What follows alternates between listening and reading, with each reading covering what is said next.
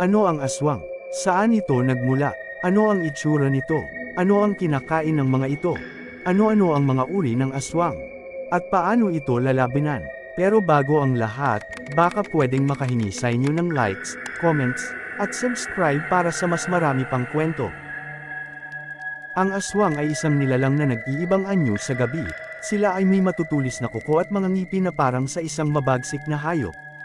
Pero sa normal na anyo, sila ay parang mga ordinaryong tao. Kaya nilang makasalimuha sa atin kagaya ng isang normal na tao. Ang pinagkaiba ay mapapansin na nakabaligtad ang magiging refleksyon mo kapag tiningnan mo sila sa kanilang mga mata. Sila ay may ginagawang orasayon sa mga pagkain at pag ito ay pinakain sa iyo. May kakayahan silang baguhin ang itsura nito at gawing masasarap na pagkain. Ginagawa nila ito dahil sa dalawang dahilan. Ang una ay gagawin ka rin nilang isang aswang at ito ay tinatawag na isang pangyayangga. Ang ikalawa namang ibig sabihin ay ikaw ang susunod nilang kakainin.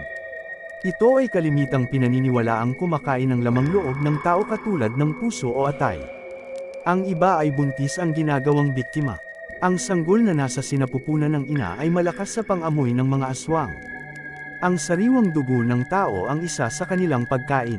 Sa gabing madilim, sila ay nag-anyong hayop, katulad ng aso, pusa, o ibon upang hindi mamalayan ng mga tao na sila ay nasa paligid lang.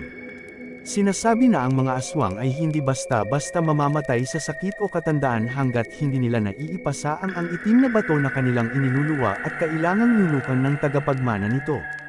May isang kwento na nagbigay ng takot sa parte na Kabisayaan na may nag-alang aswang at ito ay si Maria Labo. Si Maria Labo ay isang babaeng may taga sa mukha na ginawa ng kanyang asawa matapos nitong katayin at lutuin ang kanyang sariling anak.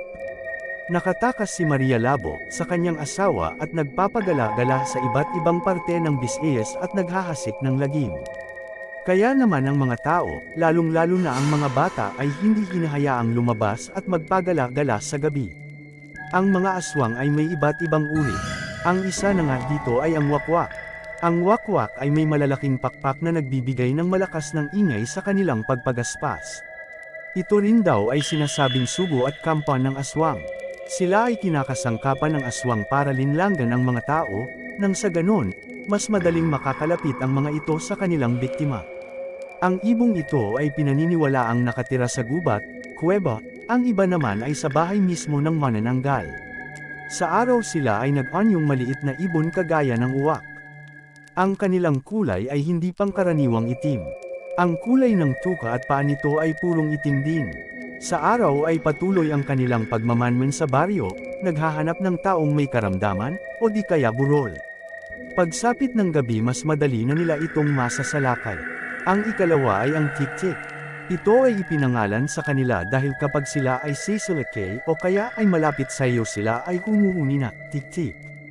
Sila ay may nakakatakot na anyo at may kakayahang pahabain ang kanilang dila na ginagamit para makuha ang mga bata sa loob ng sinapupunan ng isang buntis. Ang sunod naman ay ang mga manananggal. Sila ay uri ng aswang na may kakayahang hatiin sa gitna ang kanilang katawan, sa may parte ng tiyan, at magkaroon ng isang malapad na pakpak para sila ay makalipad. Tuwing gabi nila ito kayang gawin lalo na kapag bilog ang buwan. Rumuronda sila sa himpapawid at naghahanap ng taong nag-iisa at naglalakad sa mga madidilim na lugar. Inililipad nilang paitaas ang kanilang gustong ibiktima at dadalahin sa kanilang bahay upang doon kainin. Meron silang matatalas na ngipin at mahahabang kuko.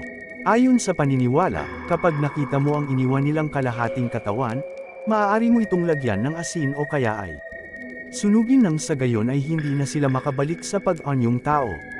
Ang sigbin naman ay itinuturing na alaga ng mga aswang.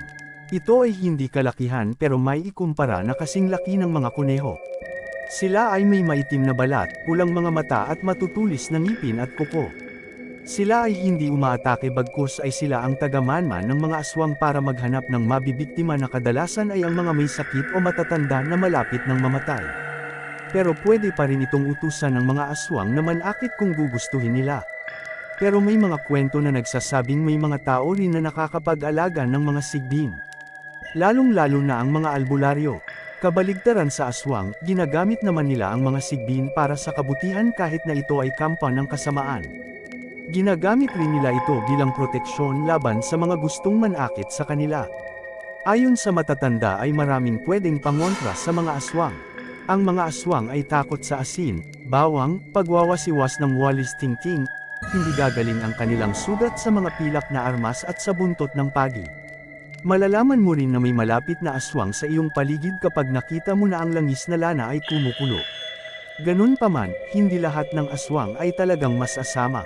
May iilan sa kanila na pinipiling mamuhay sa mga gitna ng kagubatan na napakalayo sa mga taong naninirahan upang maiwasan nila ang pagkasabik sa pagkain ng laman at dugo ng tao. Dahil doon, ang kanilang kinakain ay mga hayop kagaya ng manok at baboy. Ang ganitong uri ng aswang ay yung mga hindi talaga gusto na maging aswang pero walang magagawan dahil sila ay may lahing aswang o kaya naman ay yung nayanggaw at hindi kalooban na manakit ng mga tao. Maraming salamat sa panunood.